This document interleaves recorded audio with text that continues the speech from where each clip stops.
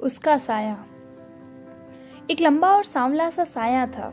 जब मैंने चलना सीखा तो मेरे साथ चलने लगा। एक बार एक बेगाना गांव था और मैं सोचने लगी, गांव बेगाना है लेकिन वो क्यों बेगाना नहीं। तब मैंने सिर्फ उसकी आवाज सुनी थी और लगा जिस पवन में उसकी आवाज मिल गई थी उस पवन में से एक महक आने लगी थी। उसे भी उस गांव से लौट आना था और मुझे भी। उसके लिए भी वो उतना ही बेगाना गांव था जितना मेरे लिए। और किसी ने बताया उसे भी उसी शहर लौटना है जिस शहर में मुझे लौटना है। जाने किस कालिदास ने अचानक मेघ भेज दिए जो पूरे 2 दिन और 2 रातें बरसते रहे। तीसरे दिन जब हम सभी लोग जितने भी उस गांव में एक समागम में गए थे लौटने लगे तो गांव की पगडंडी पानी में डूबी हुई थी।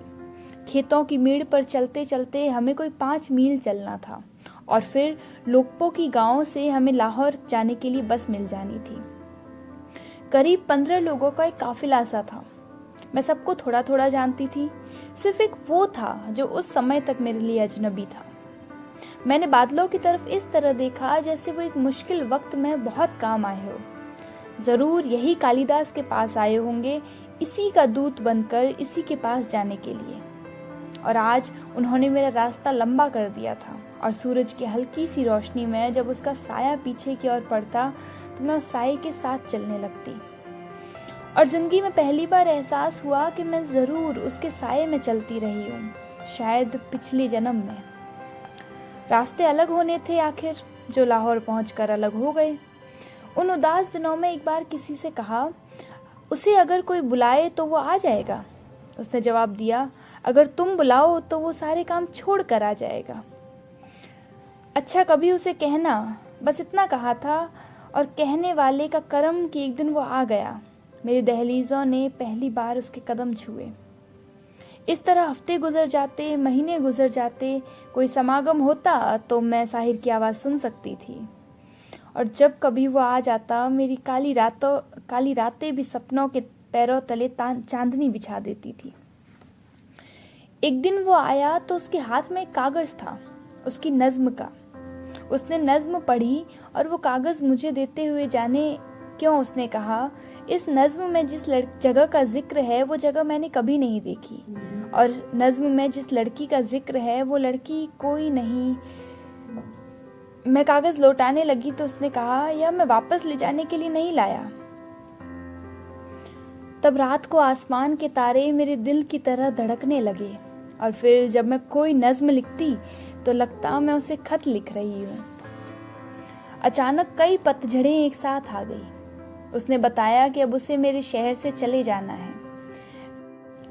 रोटी रोजगार का तकाजा था और उस शाम उसने पहली बार मेरी नज़में मांगी और मेरी एक तस्वीर मांगी। फिर अखबारें किताबें जैसे मेरे डाकिये हो गई और मेरी नज़में मेरे खत हो गए उसकी तरफ।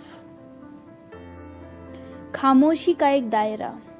लौट कर कई मील पीछे देखूं तो देश के विभाजन से पहले के वे दिन सामने आते हैं जब अचानक लाहौर की हवा रोमांचक अफवाहों से तल्ख हो गई थी। जिंदगी में एक ही घटना घटी थी, ब्याह हुआ था। 4 साल की उम्र में जो सगाई हुई थी वह 16 साल की उम्र होते होते परवान चढ़ी। बहुत एकसार चल रही थी जिंदगी की तरफ, पर साहित्यिक क्षेत्रों में बहुत ही रोमांचक कहानियां फैल गई। मालूम हुआ पंजाबी कविता में जिस कवि का नाम उस समय मान के साथ लिया जाता था उसने मुझ पर कई कविताएं लिखी है। यह उस समय के प्रसिद्ध कवि मोहन सिंह का नाम था, पर जिन समागमों में भी मैंने मोहन सिंह को देखा उनसे साधारण सी मुलाकात हुई है, इससे ज़्यादा कुछ नहीं। शायद उनका स्वभाव ही संजीदा और गंभीर था, इसलिए मुझे उनसे कोई शिकवा नहीं था, पर इर्द गिर्द फैलने वाली कहानियों से मैं खुश नहीं थी। मेरे मन में उनके लिए अपने से बड़ी कवि होने के नाते एक आदर भाव था, पर इसके सिवाय कुछ नहीं था। मेरा मन अपने ही भीतर से उठती हुई परछाई से घिरा हुआ था, इसलिए इर्द गिर्द की कहानियां केवल यह डर जगाती थी कि मैं एक गलत फहमी का केंद्र बन रही हूँ। पर मोहन सिंह जी का शिष्टाचार ऐसा था कि उनको लेकर कोई शिकवा नहीं कर सकती थी। फिर एक दिन संध्या के समय मोहन सिंह जी मिलने के लिए आए। उनके साथ शायद डॉक्टर दीवान सिंह थे या कोई और, अब मुझे याद नहीं है। और मालूम हुआ कि अगले दिन उन्होंने एक कविता लिखी, जायदाद, जिसका भाव था वह दरवाजे में खामोश खड़ी थी, एक जायदाद की तरह, एक मालिक की मिल्कियत की तरह। मेरे लिए ये मेरे मन के बहुत कठिन दिन थे। कविता की स्पष्टता मुझे बेचैन कर रही थी कि एक अच्छे भले आदमी को मेरी खामोशी गलत फहमी में डाल रही है, पर यह पता नहीं लग रहा था कि खामोशी को मैं किस तरह तोड़ूं। मेरे सामने मोहन सिंह जी ने अपनी खामोशी कभी नहीं तोड़ी। इस खामोशी में एक अपनी आबरू थी जो कायम थी। और फिर एक दिन मोहन सिंह आए। उनके साथ फारसी के एक विद्वान कपूर सिंह थे। मेरा संकोच उसी प्रकार था जिसमें आदर भी सम्मिलित था, पर शायद कुछ रूखापन भी, कि अचानक कपूर सिंह जी ने कहा, Mohan Singh, don't misunderstand her, she does not love you. तो चिरकाल की जमी हुई खामोशी कुछ पिघल गई। उस दिन मैं साहस करके कह सकी, मोहन सिंह जी, मैं आपकी दोस्त हूँ, आपका आदर करती हूँ, आप और क्या चाहते हैं। बड़े संकोच भरे शब्दों से मैंने केवल इतना कहा और मेरे ख्याल से यह काफी था। मोहन सिंह जी ने कुछ नहीं कहा, केवल बाद में एक छोटी सी कविता लिखी जिसमें वही शब्द दोहराए, मैं आपकी दोस्त हूँ, मैं आपकी मित्र हूँ, आप और क्या चाहते हैं। और आगे की पंक्तियों में लिखा, मैंने और क्या चाहना है। कुछ कहानियां सी फिर भी साहित्य में चलती रही, कई मौखिक, कई कुछ लोगों की रचनाओं में, संकेतों में, पर मोहन सिंह जी की ओर से जब तक ऐसी कोई रचना नहीं आई जो मुझे दुखा जाती, जब तक मेरी ओर से भी उनके आदर में कोई अंतर नहीं आया था। एक साधारण सी घटना और भी हुई थी। लाहौर रेडियो के एक अफसर थे जिन्हें शायद साहित्य से कुछ लगाव था। एक बार मेरे एक ब्रॉडकास्ट के बाद अचानक बोले, अगर मैंने आज से कुछ बरस पहले आपको देखा होता तो या तो मैं मुसलमान से सिख हो गया होता या आप सिख से मुसलमान हो गई होती। ये शब्द अचानक हवा में उभरे और अचानक हवा में लीन हो गए। मेरा ख्याल है यह एक क्षण भर का जज्बा था जिसका न कोई पहला क्षण इससे जुड़ता था, न कोई आगे का क्षण। फिर उस दिन के बाद उन्होंने कभी कुछ नहीं कहा, पर मैं आज तक नहीं जानती कि उस समय के वातावरण में उनके किसी भी एहसास की बात कैसे बिखर गई।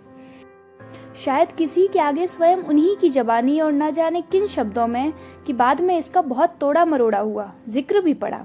कई बार लगता है पंजाबी लेखकों के पास लिखने के लिए कोई गंभीर विषय नहीं होता, वे स्वयं ही कुछ अफवाहें फैलाते हैं, स्वयं ही उनको अपनी मर्जी से जिधर चाहे मोड़ते हैं और फिर उन्हें लिख लिख कर उसमें लज्जत लेते हैं। हाँ, वर्षों बाद जब मैंने दिल्ली रेडियो में नौकरी की तो वहाँ एक पंडित सत्यदेव शर्मा हुआ करते थे, जो लाहौर रेडियो पर भी स्टाफ आर्टिस्ट थे और अब दिल्ली रेडियो पर भी स्टाफ आर्टिस्ट थे। उन्होंने हिंदी में एक कहानी लिखी, 26 मैन एंड अ गर्ल। कहानी का शीर्षक उन्होंने गोरकी की कहानी से ही लिया था, पर लिखा उस पुरानी घटना को और कहानी लिखकर मुझे सुनाई। बड़े साफ दिल के आदमी थे।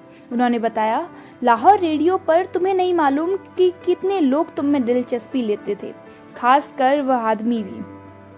और हम सब स्टाफ के लोग महीनों तक एक फिक्र के साथ देखते रहे कि आगे क्या होगा, पर कुछ हुआ नहीं। शर्मा जी शायद यह कहानी कभी भी न लिखते, पर मुझे देखकर उन्हें बरसों पुराना वह इंतजार याद आ गया जिसमें वह कुछ होने की संभावना से चिंतित रहे थे। कहानी में स्टाफ के छोटे छोटे लोगों के कानों का जिक्र था जो कुछ उड़ती हुई सुनने के लिए दीवारों से लगे रहते थे। कुछ सुनाई नहीं देता था तो हैरान बैठ जाते थे कि शायद कुछ हो ही चुका है पर कानों तक नहीं पहुंच रहा है। शर्मा जी साधारण से लेखक थे, पर मेरा ख्याल है यह कहानी उनकी सबसे अच्छी कहानी थी। उन्होंने एक तनाव के वातावरण को पकड़ने की कोशिश की थी, पर अपनी ओर से पंजाबी लेखकों की तरह जबरदस्ती कोई नतीजा नहीं निकाला। कहानी में एक ईमानदाराना सादगी थी।